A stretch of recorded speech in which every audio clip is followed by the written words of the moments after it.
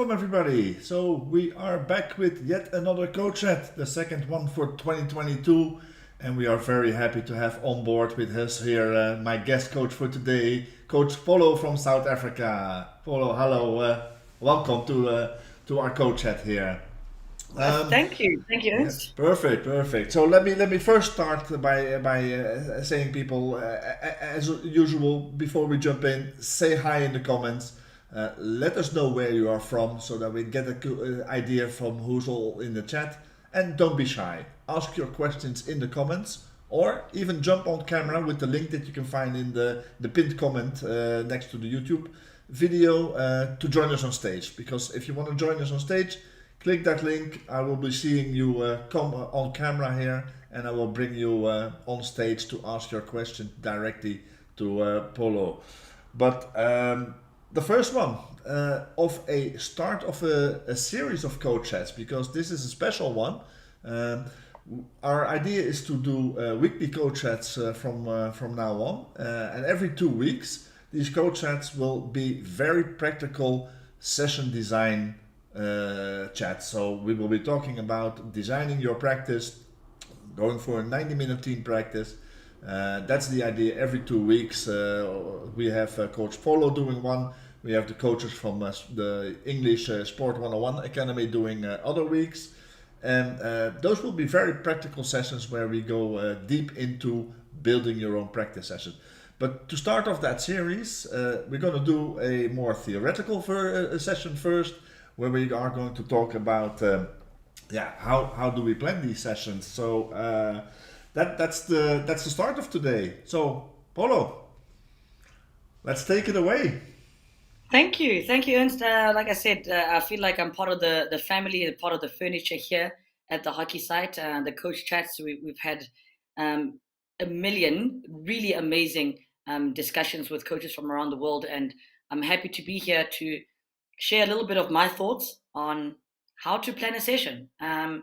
And we will go through, and it's not about me, it's just me, Ernst. You'll help me get people onto the stage, share the questions, and let's see what your thoughts are on why and how, and even where you start Absolutely. when you want to plan a session.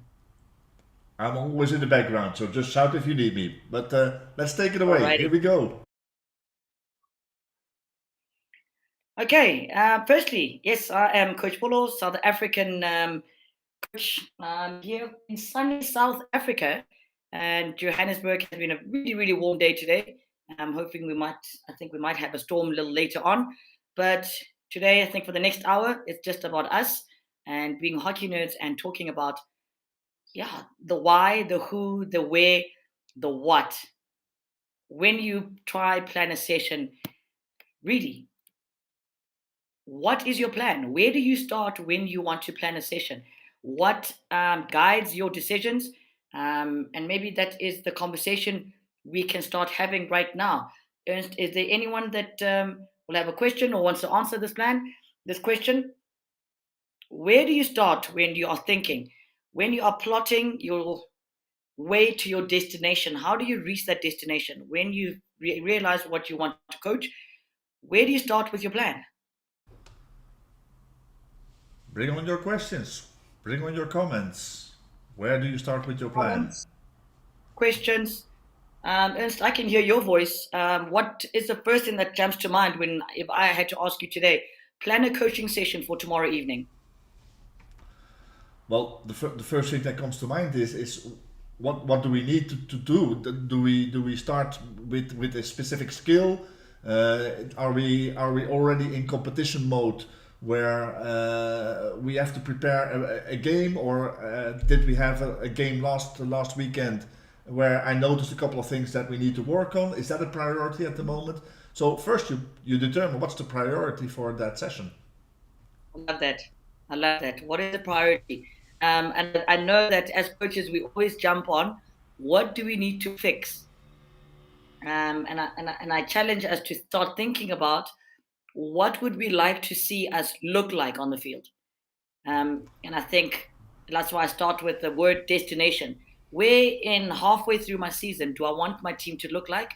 What skill sets maybe do I want them to have? And what kind of game are we going to be playing as we progress through the season? So if you have a destination, you have to have a plan on how you're going to get there. So I think about, if we say, what will you coach? There are a couple of things that comes to mind. Is it individual skills? Is it tactics? Is it principles?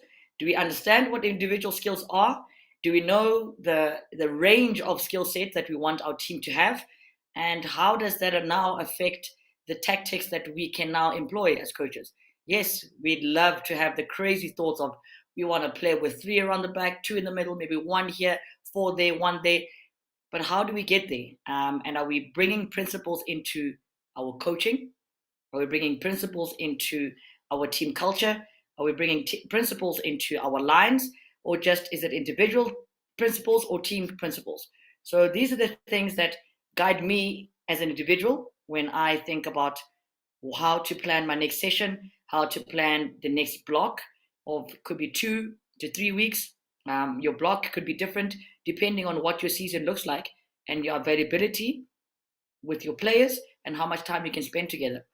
So just to expand a little bit on these three little topics: individual skills, the tactics, and the principles. So we move on. We look at, principles, skills, tactics. For me, without offending anyone, this is the holy trinity of coaching. This is the holy trinity of what our beautiful sport looks like. And to delve in a little bit deeper onto that, we look at principles, which are your individual player tactics. How do I know what my next teammate is thinking when they're in a certain situation? Is it something we've spoken about? Is it principles that I know that individual has? Or are we talking about team principles that we all are in alignment with?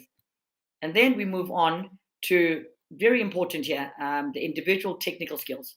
What bag of tricks does each individual have on the field, or rather in their back pocket, that they can pull out when they need it? And does that align with your individual player tactics?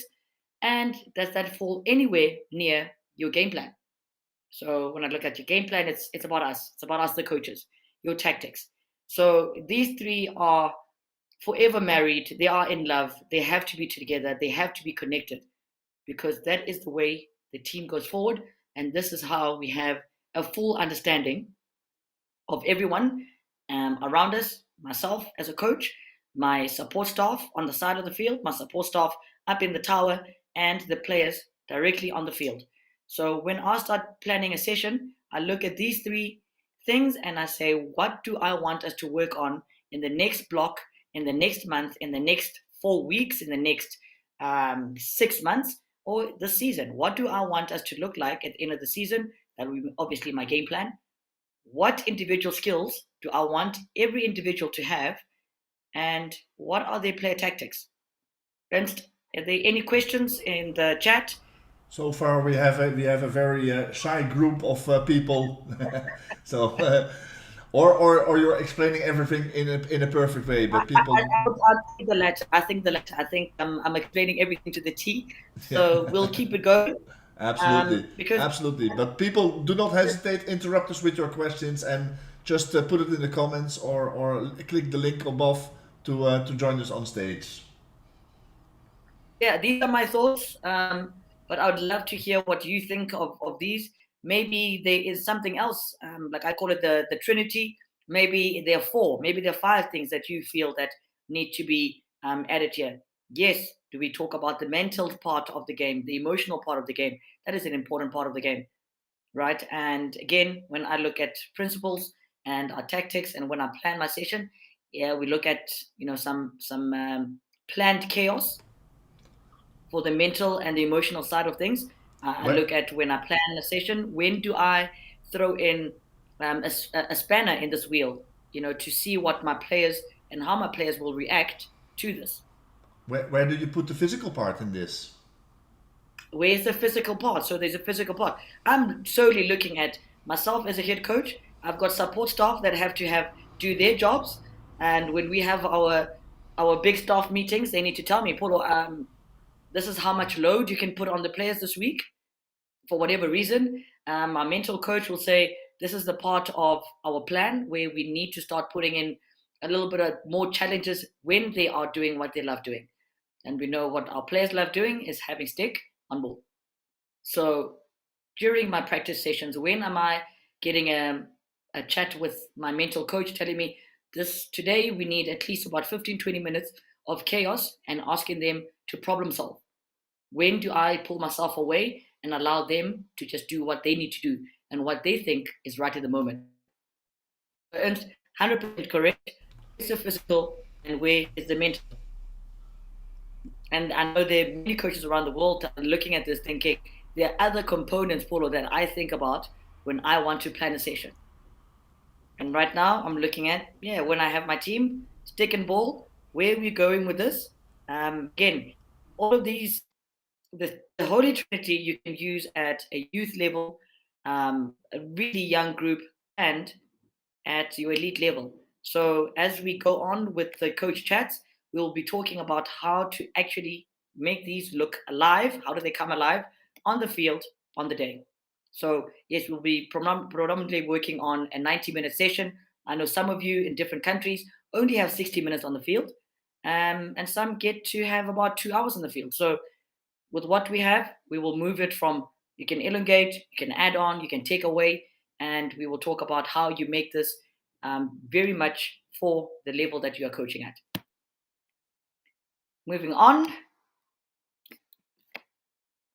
then we talk about the number of players at your session. If you are an international coach, national coach, you are fortunate enough to have between 24 and 32 players at any given session.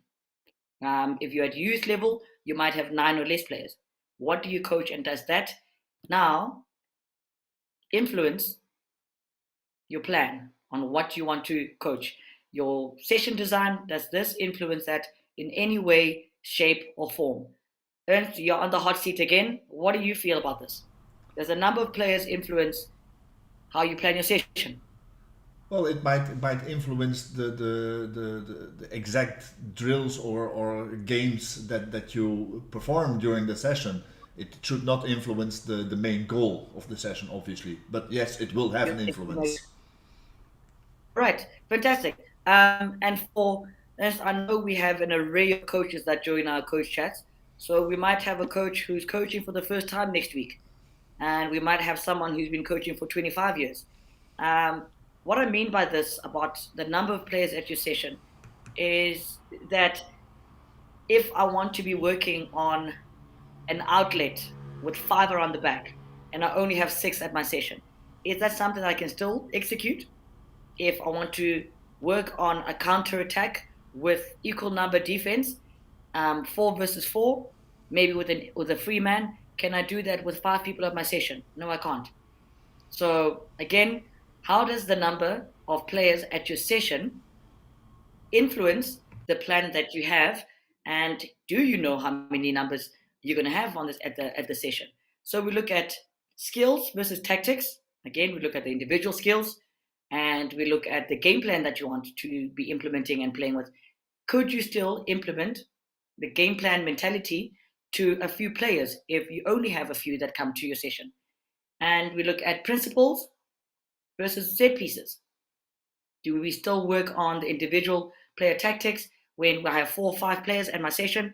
Because for me, once we go from about 9 versus 9 we can have on the field in your small-sided game, then we are literally looking at principles and game plans.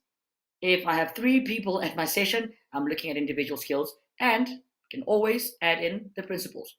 Again, look at numbers and you think, Polo, wait, if I have 3 at my session, I can do a penalty corner attack. I've got an injector, I've got a trapper, and I've got a flicker or a hitter. So I can still work on those set pieces with limited numbers.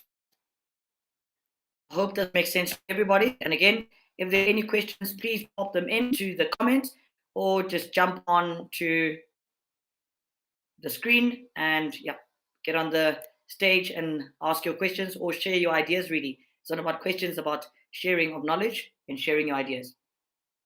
Anything so far? They're still quietly listening so far. Fantastic. I hope I'm not giving away too much information without asking too many questions.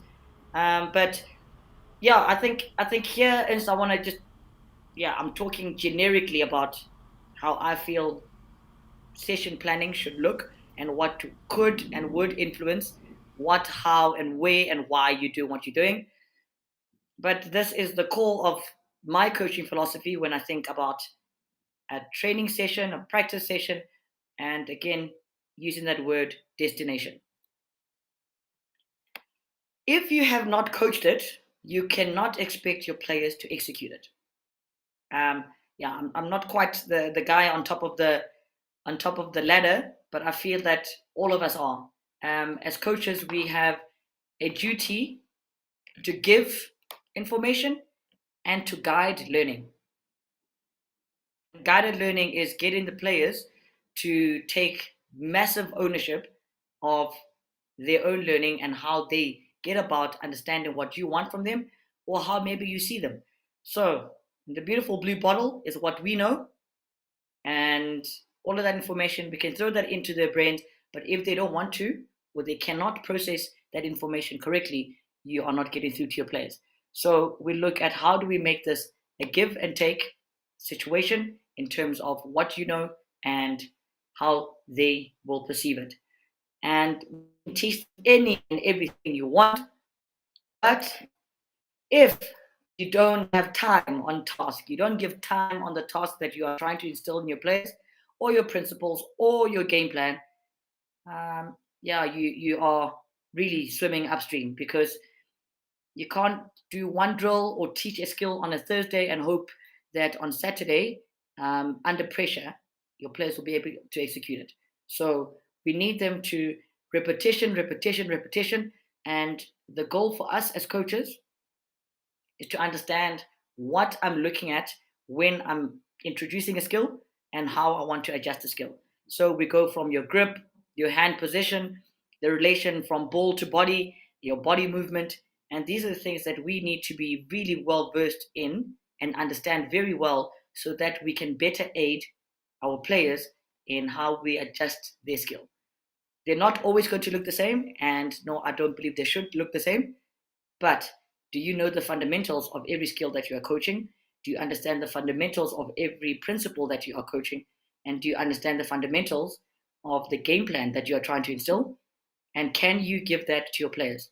Because the guided learning, allowing them time to execute this, because at the end of this, all we want them to be is to be effective in everything they're doing. Yep, it's a lot on our shoulders, but that's why we chose this job, right? Absolutely, absolutely. We've got a question here from Atisham, not directly to this slide exactly, but uh, we do not all live in countries where there's a club competition or a domestic league where we have weekly games. In some countries, we have to build towards a tournament. So Atisham is asking there, can you please tell how many training sessions a team or individual need to do before a tournament, in your belief? Yeah, Ajahn, I'd say an idiom, an English idiom is like, how long is a piece of string? You know, there are many different ways, and we all do things differently. There is not, it is not set in stone in any way, shape, or form. But like I said, what is your destination, Atishan? What do you want to see in the first game of that tournament? How do you want your team to look like? And that will determine, again, how many sessions you think it'll take you to prepare them accordingly. What is your skill level present before you get your team?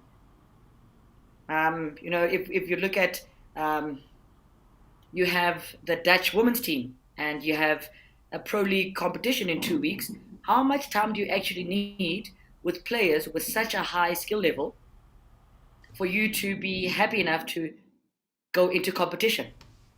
So at youth level, yes, I would want months, with my team, because I want to instill a certain level of skill. Do I have time to even get principles into the coaching philosophy? And then how long will it take for them to understand my game plan, our game plan? Because a player-centered approach to coaching when you get buy-in from every single player. And yes, the question's been asked: at what age do you start involving your players in your game plans? As soon as they can understand themselves, let's talk. How do you want to play?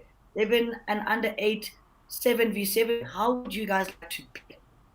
Because my job is to facilitate that for my players. My job is to know what kind of skills they need to execute their plan that they want to execute. Because once they own the decisions they've made, you will get 150% from your players. So Atisha was We following have up 10 that left. 10 left now, Yep. professional team, and mostly representing the Pakistan national team recently. So I'm thinking if 10 days left most of for the you, tournament. oh, 10 days left. Okay. All right. Atishan, it's again, how much time are you allowed with your team? Can you have 2 sessions a day for the next 10 days? Then you go, you've got 20 sessions. And I'm not just talking about on the field sessions. We spoke about the physical, spoke about the mental, and we need to talk about the connectedness of a team.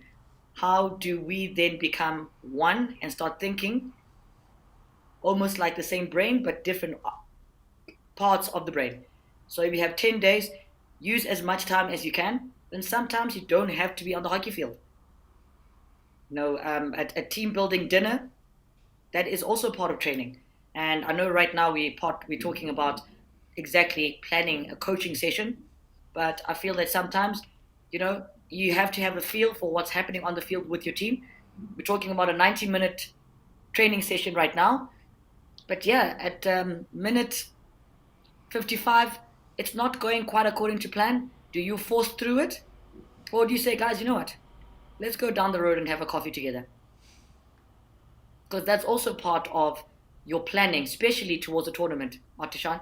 It's definitely a part of the planning. How close can you guys be? Do you understand each other? Can you talk about the sessions that you've had? Do you talk about the principles that you want to see on the field? Are you talking about the game plan and away from the hockey field, away from sometimes, most of us, it's exciting. For players, at times, it's a place of anxiety. So can you take it away from there and have discussions in the classroom, in the boardroom, or maybe around the table having coffee together? And Artan, please, if you have any more questions, just keep popping them into the chat. So we move on to which individual skills would you be wanting to coach? We look at the one part of our Holy Trinity. Um, we look at moving with the ball. That is your individual ball carry and elimination skills. We look at moving the ball. That is passing and shooting. And finally, it's about gaining possession. That is your receiving skills and your defending skills, winning the ball back, getting it back into possession. And we talk about the principles. If we had to bring them into here, we talk about the principles of the turnover principles, positive turnovers.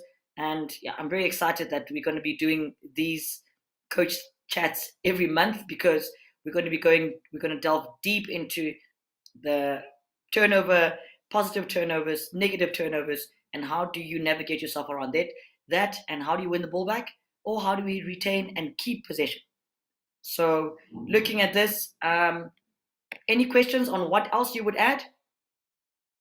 And I know our good friends at the FIH have this great slide about all the individual skills that you could have when you have the ball on your stick. How do you give the ball away or pass it and keep connecting?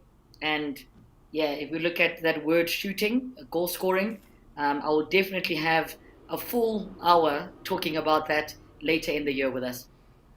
Yeah, we have Shinarda on the call here. Shinarda, you are going to do in 2 weeks' time a coach chat with us for a ball carry. But which of the individual skills do you think are missing in this lineup that are important for you as well?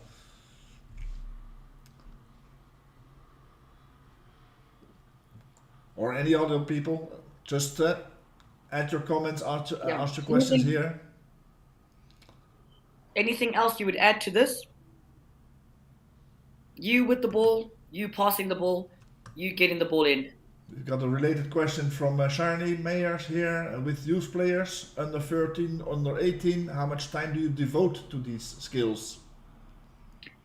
Shanae, for me, it's when in the season is it? Um, so pre-season right now, I've already had 4 sessions, and all I've done is individual skills because I can't get my crazy ideas onto the coaching board about how I want us to play if I don't have the players with the skill set that I think we will need for the game plan and the tactics that I'm hoping we will all sign in for. So it's been 6 hours a day right now, or almost 7 hours a day. We do just individual skills. Right now, it's minimal, small sided games. So it's just literally even something as simple as pushing the ball, how to carry the ball properly, getting your eyes up, chest up, how low or how high is your right hand on your stick, those kind of details. And these are the details we work I work with an international men's team. So it's not about the youth, it's not about levels. If your player is not as efficient as they are or they want to be confident to use that skill under pressure, then you keep working on that skill. So we just spoke now about how much time do you have with your players and how much time do you want to devote to what you find important, the level of hockey that you're playing in. So Shanae, if at an under 14 level, do you feel that winning every game is important, or is this a part of the coaching careers where it's all about learning? Because then, if it is just about learning technical skills, maybe principles of play, then I would devote 90% of my time to that. Whatever time I have, I would devote 90% of time to individual skills, so that when they get to under 16, under 18 level, the next coach could be you still can now start thinking about elevating their minds to the next level. Yeah. Ernst, what are your thoughts on that? No, no, fully agree there. Even so that I got nothing to add here. When you say I it know all, you some say it all. When you say it all, let me bring uh, on some of the comments from Schneider to add to the individual skills that you listed here. Shen says vision, which links to her topic of ball carry in 2 weeks to help decision making, obviously. And she also adds here leading, so offensive off the ball work. yeah, I think that perfect. one is a very Um, interesting one. Yeah. yeah, I think that could take its own coach chat by for an hour. Could even go 3 hours into Yep. leading and the connectedness that you would want players, obviously the ball passer and the ball receiver, to have together. So yeah, Sonata, I'll definitely be here to watch your chat because that's these are the things when I talk about ball carry, it's literally how are you holding your stick? Why are you holding your stick that way? You know, we see a lot of people want to carry the ball next to them or behind them. There is time for that, don't get me wrong. But if you're not carrying the stick or the ball in front of you, you're not giving yourself a really good opportunity or chance to look up because with vision comes information. The more information you have, the better chance you have of making a better decision. 100%. Okay. Right, we'll move on to how do you coach these individuals? How do you coach them? How do I coach passing a ball? How do I coach running with the ball? How do I coach elimination, 1v1 skills? And we start with a time of solitude. So, what I mean by solitude is just your stick, your ball, and as much time and repetition as you can have on that until you feel comfortable enough to do it under pressure. And the pressure does not have to mean there's a person trying to dispossess the ball or defend or or tackle you. It can be time, it can be space. That is the pressure that we can put into into our skills and trying to learn. So if I'm trying to learn how to push and stop a ball, Ernst, I'd have you have a stick, I'd have myself have a stick, drop one ball between us, and I'll just say, with your hands apart, move the ball between the two of you. And that's how I would coach a push pass. I would not dictate how to do it. I would ask you to find what is comfortable for you. Only, not restriction, only instruction would be, I just want your hands apart. So from here, move the ball from myself to you, Ernst. Do it for 10 minutes. And then, as a coach, I'd come and adjust skill. And how you adjust skill, you ask questions. You don't move their shoulders, you don't move their hands. You ask, try it with your hand high on your stick. How does that feel? No, coach, it's not comfortable. Cool. Let's see what is comfortable for you. And then they get to a place where that's comfortable. And then you let them do that for a million hours until they can't make a mistake anymore. Of course, we make mistakes. We see that teams make mistakes. But like I said, time on task, this is what we dedicate this part of learning to. The solitary part, where it's just you on the ball, we allow you as much time as possible by yourself until you're comfortable. Then we integrate the skill. And that's when you put the skill into drills, in movement, and even moving on to small sided games. So we will talk. I think we will have a session on the difference between drills and small sided games and what it gives, what pros and the cons of both of them. And then the dream for all of us as coaches, when we are teaching or instilling knowledge into players, is when they reach a moment or feeling of they can do this spontaneously. They don't have to think about it. They've reached a level of mastery under the deepest pressure or the highest pressure. They can then, in a split second, realize what moment they're in and they can use that skill or that principle without even thinking about it. This is, yeah, this is the dream for all of us, that the skills and principles and even the game plan that we're instilling in our players become the DNA. Some players do it. We see them do it well. We see them do it under pressure. We see them do it in high pressure situations. We talk about players that take the final shootout in an Olympic semi-final. What goes through their mind? Yes, Ernst, you spoke about the men. Speak about physical. When this becomes, they get to a level of mastery. This is where they don't have to think about it. It might happen once in 2 games, 3 games, or even once a season. But because it's so ingrained in their DNA, they can execute the skill with ease. Any comments on this?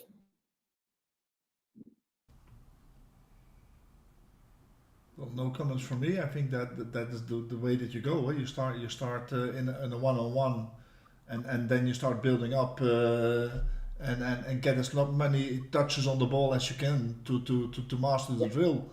And when it becomes a part of your muscle memory, then you know that you can move on to the next phase. Yeah.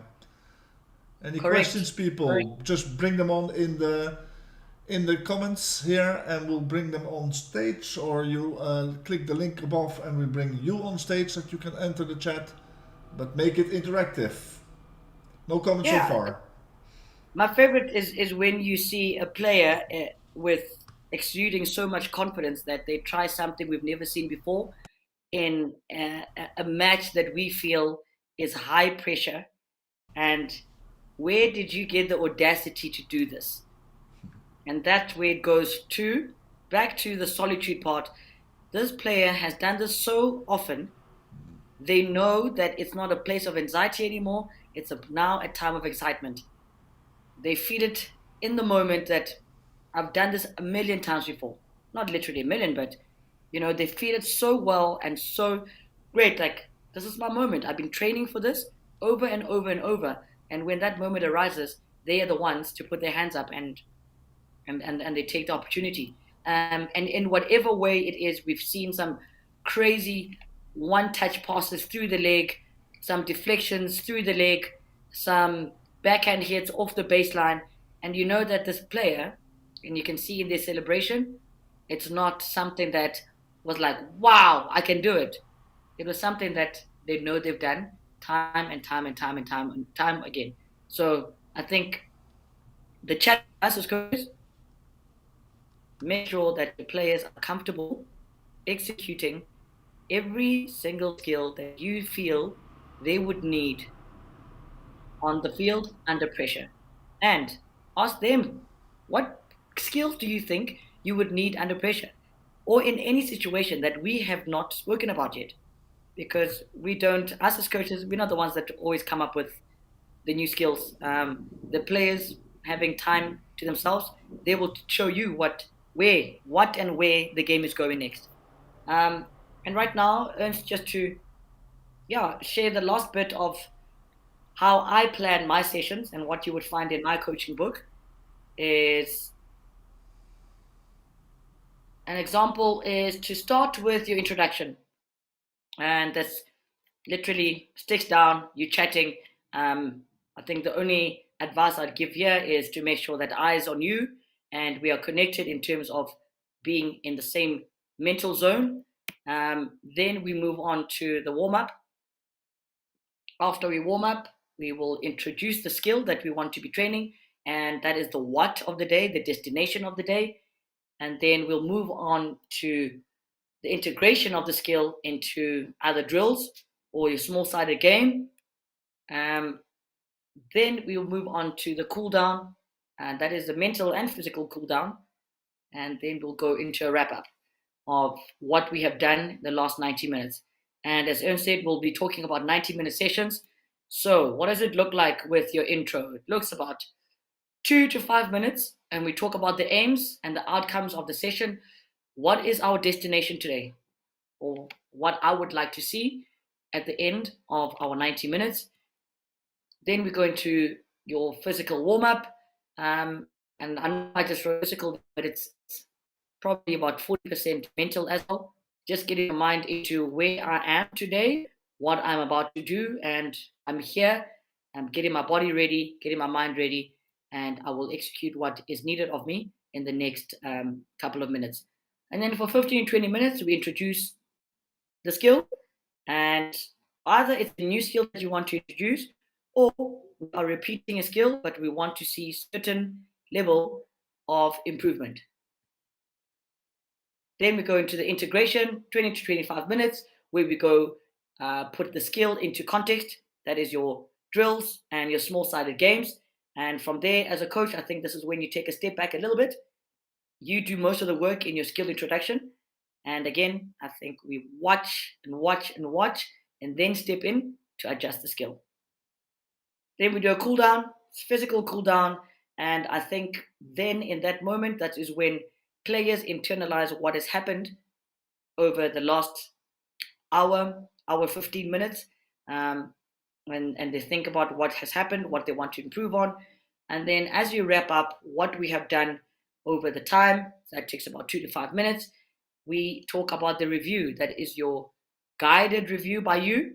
And if you are coaching a higher level team, maybe more players that are more understanding of what you wanted from them, you can let them lead this review. And I always say at the end, leave them with something to think about as they're driving home, or they're in the car home, or maybe that evening. Don't make it too long that they need to think about it. But the review is where you ask a lot of questions. What went well? What didn't go well? How do we stay in the moment that we enjoyed longer than the moments that we didn't enjoy? And again, we talk about the small sided games and how you feel when you use the skill in context. How did you feel when you were using the skill under pressure? Any questions on this session plan or idea of how I structure mine? Well, And no, there I could be think more. the build up is good.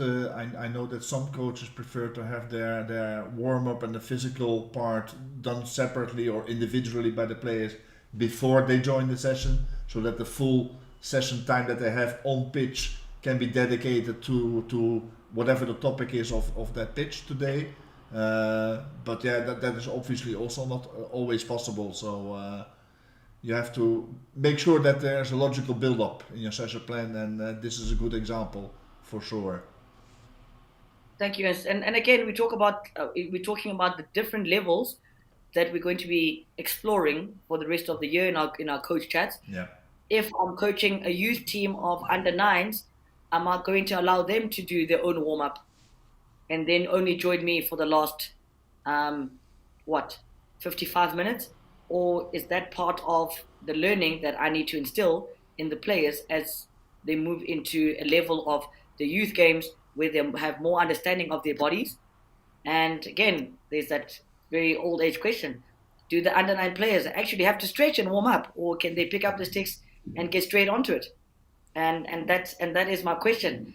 So yeah, like you said, it's a progression of, it's a graph. We go up, cool down, wrap up. But by the time we get to the wrap up, I feel emotionally, mentally, and physically we should be at a place of calm, so that when we leave, we can either keep reviewing our own personal performance in the training session or our group performance, and maybe we have a way or a platform where we can give in our review or input on how the session went. But that is, again, the mental part of the game that comes in, and different coaches, different teams want it to be done different ways. So Absolutely. explore your team. One team will never be exactly the same as the next. And I think once we start making coaching very much individualistic, or very much a package of who you're coaching at the time, and every team changes. I won't have the same team I have in February that I'll have in August. I'm not talking about the personnel of my team. There's so much growth in so many people that I need to take into consideration as we move through the season. Absolutely. Let's bring on one good question here from Christina from Argentina. Hello. And how do you integrate goalkeepers in your training sessions? And a separate question is, do you think that every player could be available to play in any position? Let me answer the second question first. I think at youth level, and I get asked this question quite often, when do players specialize? When do I have a specialist position? I don't think we completely ever do. Um, we have a comfortable position, but if we talk about total hockey, the game needs to flow. I need not think about where I am on the field because I'm uncomfortable doing this. I think at youth level, it's our responsibility as coaches to make sure that we put as much as we can in their bag of tricks, that they can then choose what is comfortable for them, what is most effective for them. And then you as a coach then decide, you know what, I know you love scoring goals, but right now we need your 80 yard. So I'll put you at left back just for now. And the player can be comfortable enough because they understand that the game is ever flowing and ever evolving in the way you move around and they move off each other. Like we said, we're talking about leading. How do we integrate goalkeepers? This is quite easy. I think every time I plan a session, first thing I do is call my goalkeepers. Are we all right? How are we feeling? Are you ready for a full 90-minute session? Yes, coach. Right. I am fortunate enough to have a goalkeeper coach that can handle their skill introduction, that 15, 20 minutes. He stands on the other side of the field with the goalkeepers and they do that work. And then when we do our skill integration and small sided games and drills, it bleeds into a goal scoring opportunity.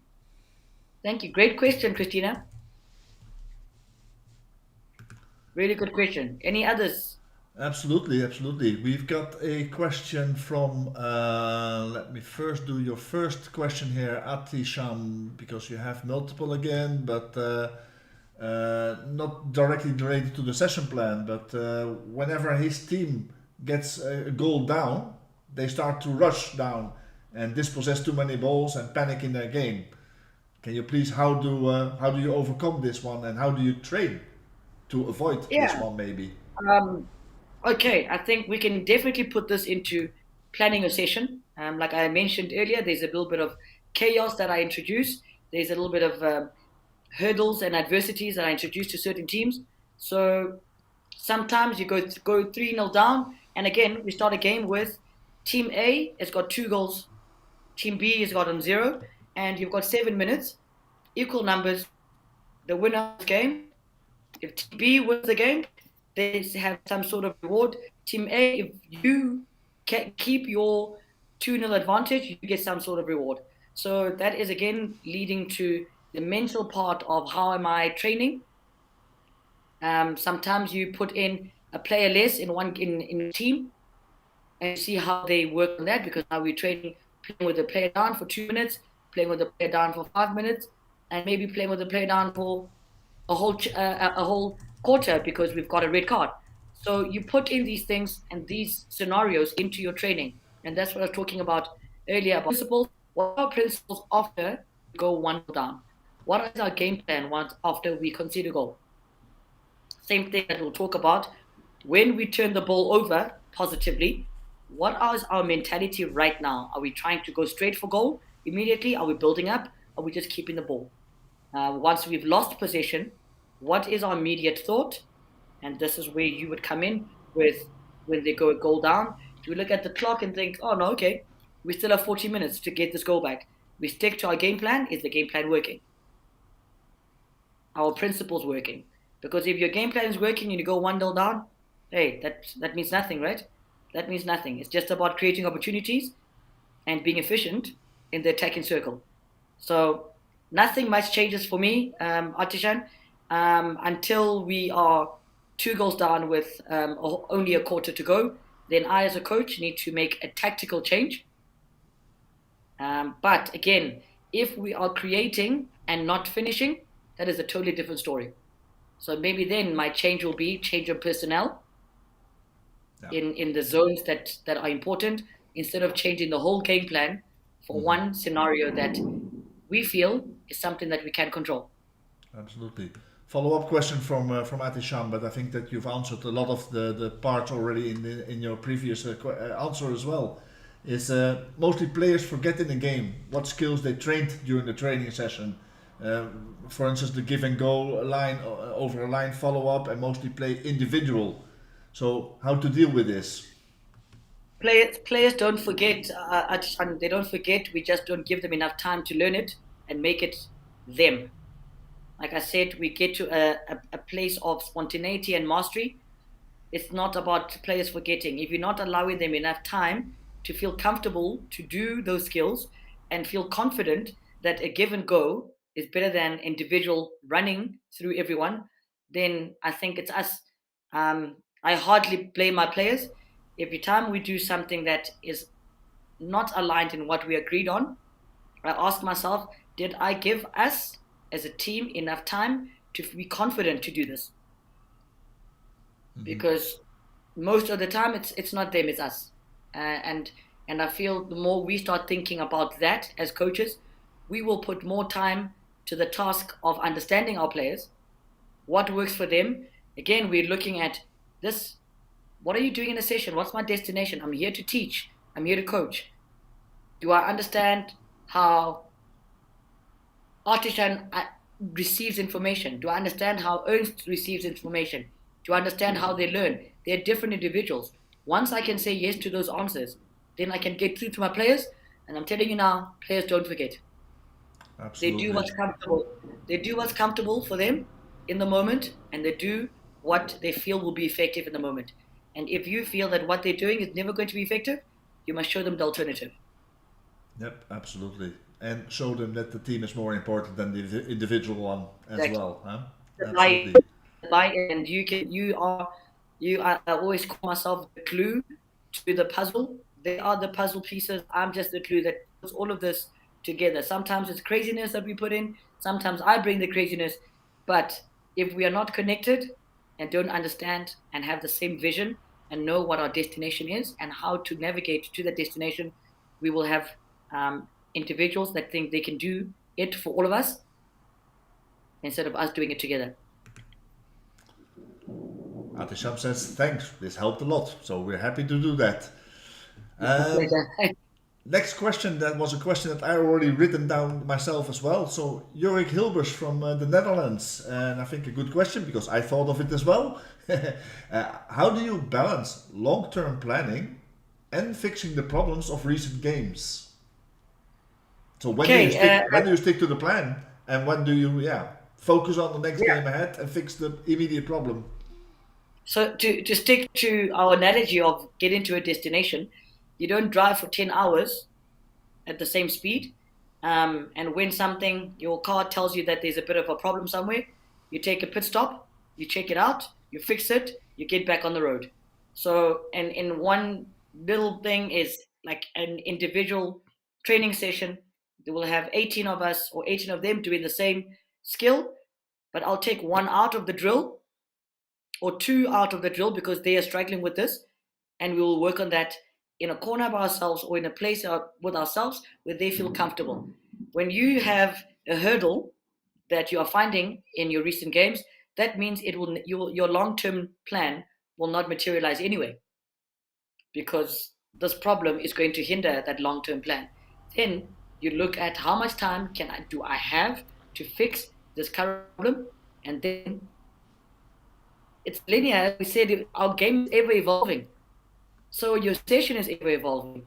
I have had many sessions where after 40 minutes, this is not working. Either physically they're exhausted, or they really just can't be there physically. Mentally, they're not in a space to execute what we are trying to do today. Then you need to adapt. As a coach, if you can't adapt, I always say adapt or die. So we have to be able to adapt to the needs of our team. We have to be able to adapt to the needs of where we are in the season and what is needed.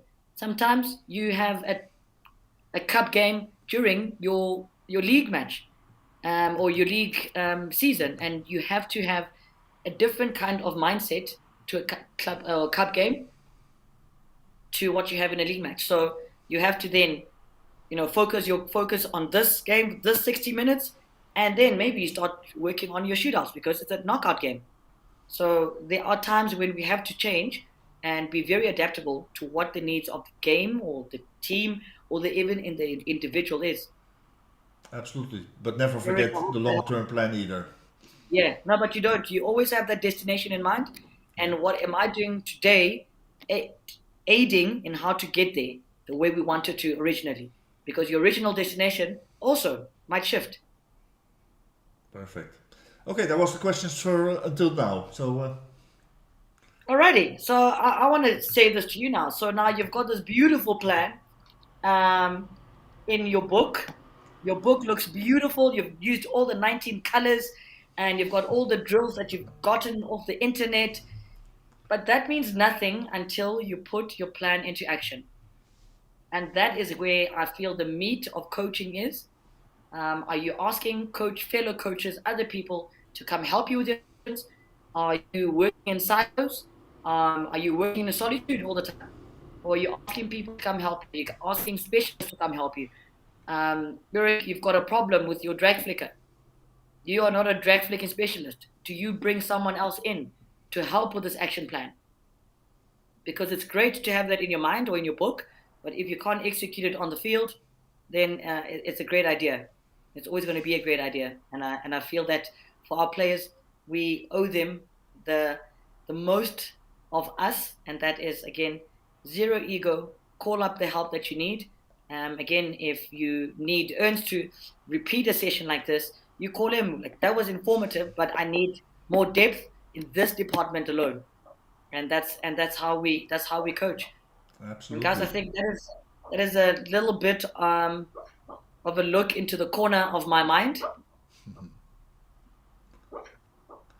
Perfect, perfect. Now I think it's a great one to end the session with. Is put your plan into action.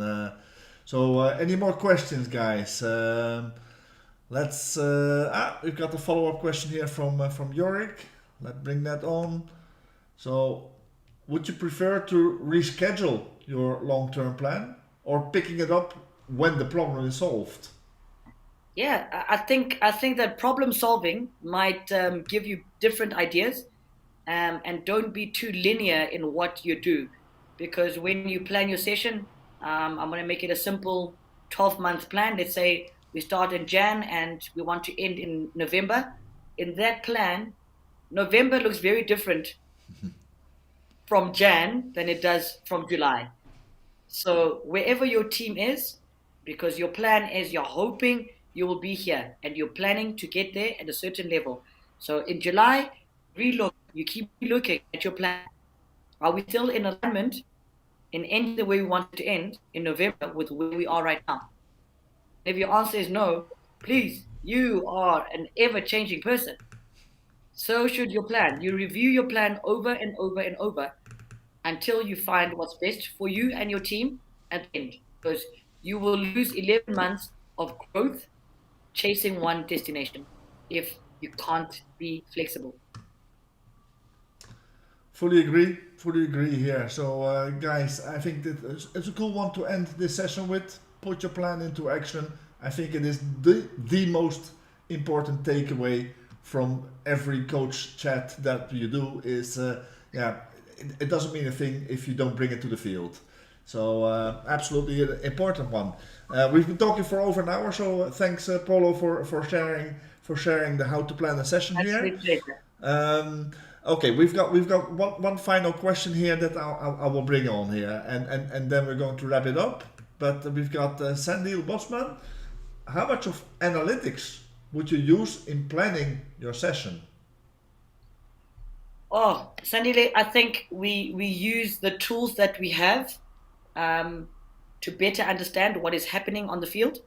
Analytics, yeah, the luckiest of us would have analysis during our training sessions, and whatever kind of analysis you need. If you need somebody in the tower taking video and feeding back to you what they feel and are seeing, if you have heart rate monitors, GPS monitors, all those things that we use as our toolbox as coaches to better understand what is happening on the field, yeah, use what you can. And you don't need to have the best high end video system to have an understanding of what's happening on the field. You can have one of the injured players just making notes on how many times we turn the ball over and which areas we turn the ball over, either in matches or at your session, at your training session. So you better understand what is happening because, yeah, as an individual, you see what you see in the moment that you see it. So when you see the numbers, you're like, oh, okay, that makes sense or doesn't make sense to me. And again, we always say, don't let the numbers hurt you. Sometimes the numbers look way more grim than how the players felt in moments, and numbers sometimes don't actually tell you how it happened. So if you're looking at negative turnovers, the numbers won't tell you how it happened. But maybe if you're lucky enough to have a video evidence of this, you will have that. But again, all of these things are tools that we use, and I think for us as coaches, I employ all of us to make sure that you understand the tools that you have. Just like Yeah. you would want your player, if you want your player to understand the individual skills that they have, you as a coach need to understand the tools that you have. Agreed, agreed. So, people, we are going to start off a series that, well, we started off a series of coach chats today with Polo, and we will be doing one of these every 2 weeks. So, the next couple of sessions in this coach chat series will be very practical, where we are going to put the plan into action. So, we are going to build a real practice plan around a certain topic for a 90-minute training session, and we hope that you will interact during those sessions and bring on your ideas. Do you think this is a good idea to bring to build the practice up like this, or do you have other ideas or other suggestions around this? So that is the idea, that we are going to use our partner software from XPS to do this and make this visual for you guys. So, but that's the idea for the next couple of sessions. So every 2 weeks we will be doing the session design series, and the next one is in 2 weeks with Shenarda from Sport 101, where she will be talking about ball carry. And then in more or less 4 weeks we will see Polo again with her next topic. But for now, let's end it here. And next week we are back with not a session design session, but we are going to talk about mental coaching with one of the mental coaches from the England and GB setup. We have Katie Warner, who was the mental coach for the English women in Rio when they won their gold medal, and she is going to talk about confidence. It's a choice and a skill. So that will be a very interesting talk as well next Friday. So until then, don't forget the last message here from Polo. Put your plans into action, and we will be seeing you soon. And next Friday we are back. Bye bye.